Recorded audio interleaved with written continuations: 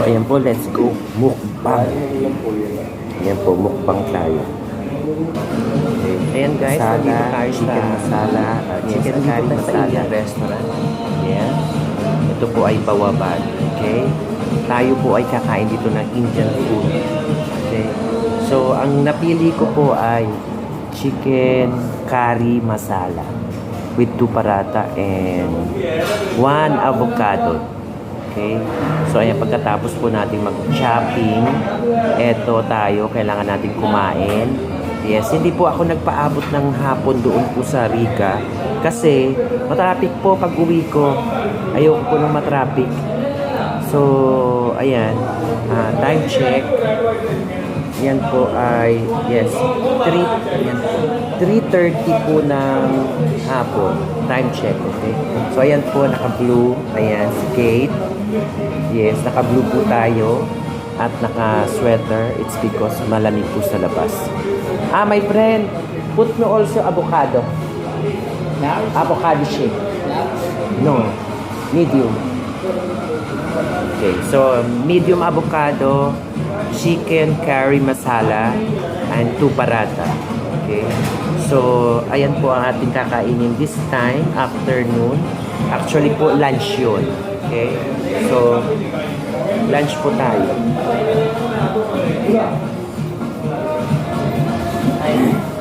Yan, maglugay po tayo para masaya.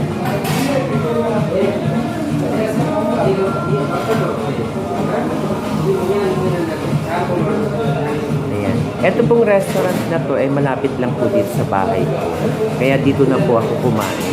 Para hindi na po ako magdadrive at magda-traffic. Okay? So, dito po tayo kakain sa Bawabad, Alwarca. Ito po ang kanilang menu. Ayan po ang kanilang mga menu. So, Indian food tayo.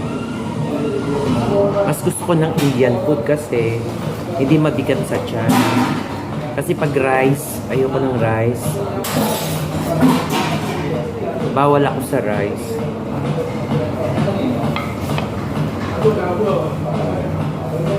So, ayan, ayan. Indian dishes. Okay? So, Indian dishes tayo. Ayan. So, ayan, may salad. Ito po, vegetable salad on the side nila. Green salad po talaga yan. Ayan.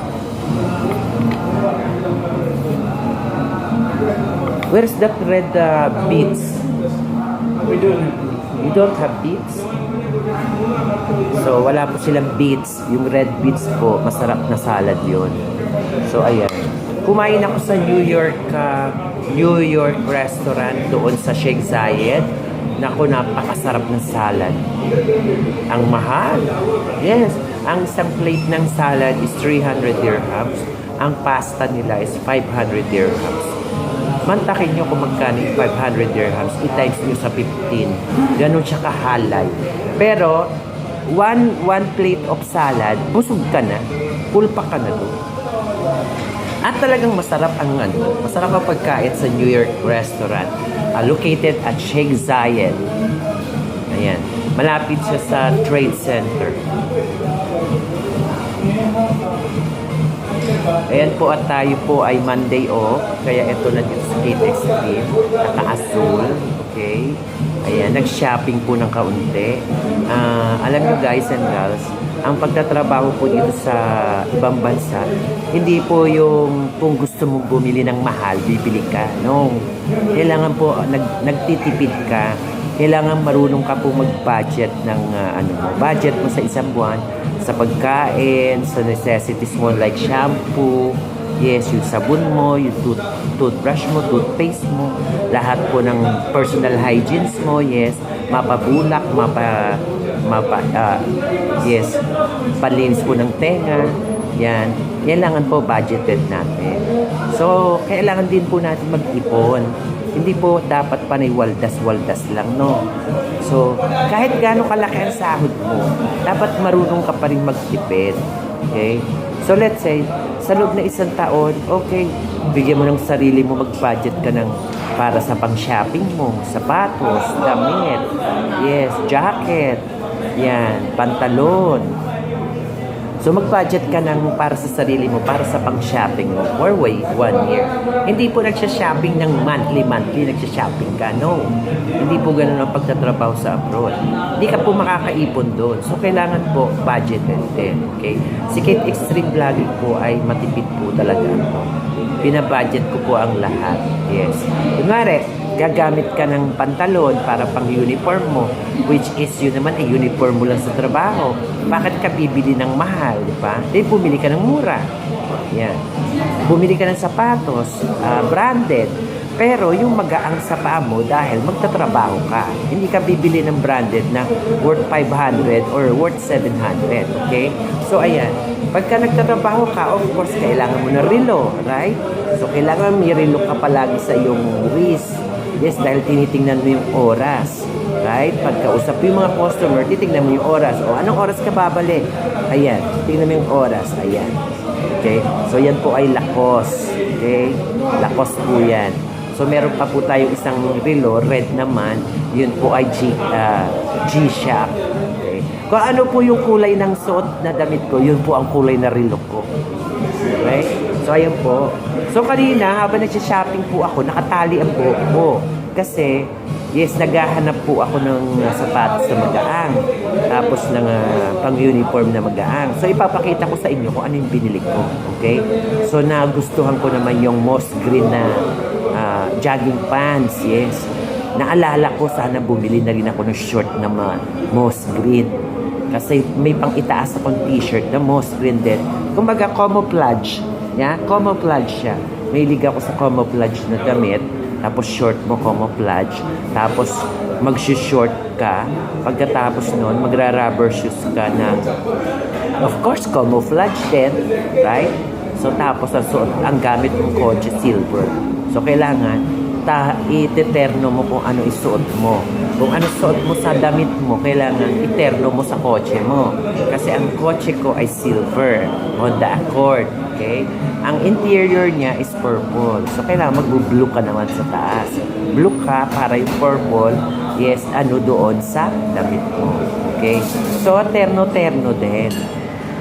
So, ngayon, tayo po ay nag-aantay ng ating chicken masala, chicken curry masala with 2 paratha and with medium glass of avocado. Okay? So, let's go. So, ayan po, itong salad nila, yan, yung ganyang salad, nilalagyan po ng lemon. Ito po yung lemon. Okay? So, para po mag-enjoy kayo sa salad, you have to squeeze the lemon here on the top. Yan po ay green vegetable. Okay? So, yan po ay raw. Okay? Kakainin mo na po siya ng ganyan. Wala pong lutuan yan. Okay? So, ganun po dito sa Indian restaurant. So, ayan po yung ating avocado. Nakita nyo? Ayan po ang avocado dito. Ayan. Diba? Ang laki. Ayan po ang fresh avocado.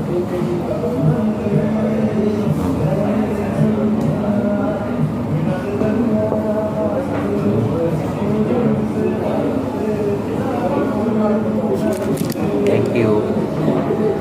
So, ayan po. Ito na po yung chicken curry masala. Ayan na po yan, no? Isang bowl. Ayan po. Pwede po umubos niyan 2 tao. So, all you have to do is to put the masala on your plate. Ito po yung plate. Okay?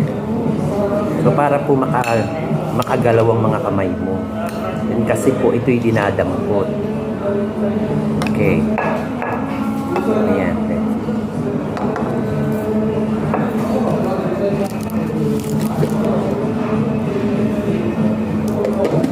So, ito naman po ang parata.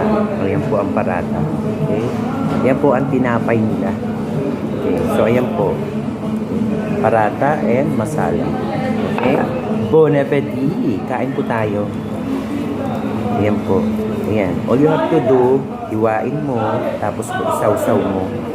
Ayan. Isaw-saw mo po dito. Ayan. Kunin mo ng ganyan, tapos isubo mo.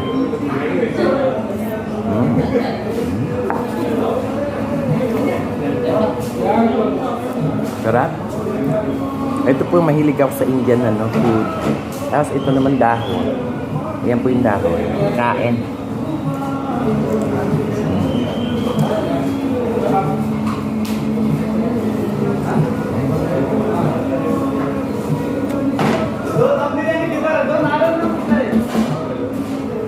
Ayan po, ang sarap ng pagkain ng Indian food. Ayan. Bago yun, magugas muna kayo ng mga kamay nyo.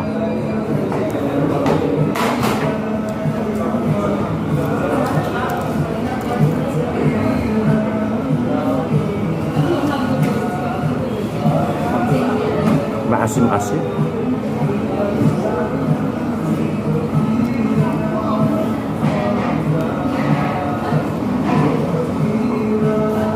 Ayan po at tayo ay meron na namang, yes, may naiisip na naman po akong pang-premiere. Ayan, nagawa po tayo ng empanada.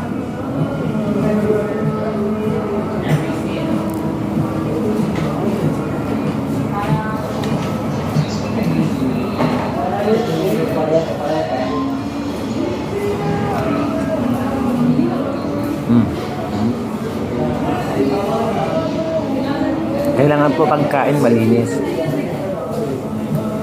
Kailangan po malinis ang kamay nyo pagka ginawakan nyo to. Ganyan. Yan. Di ba?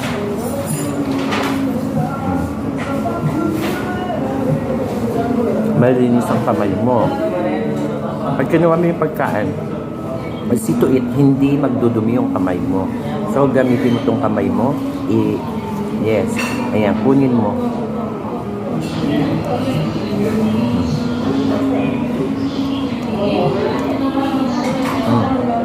Ba?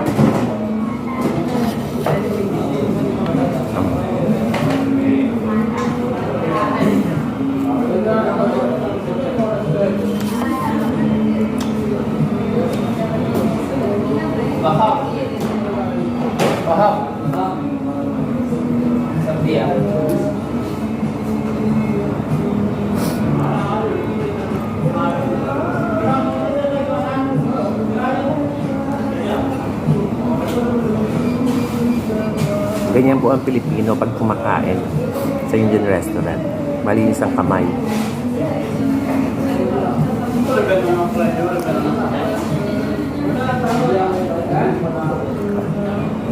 Sarap. Kain tayo, guys. Mainit. So, ayan.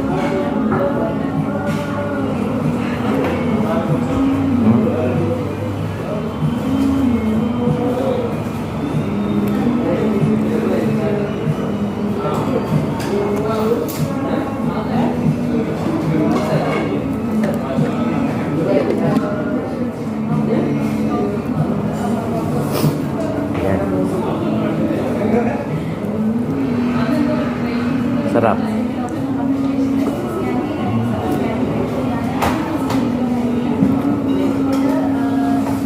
Tama yan dito, no, guys? Tama yan. No, walang nagkukutsara dito.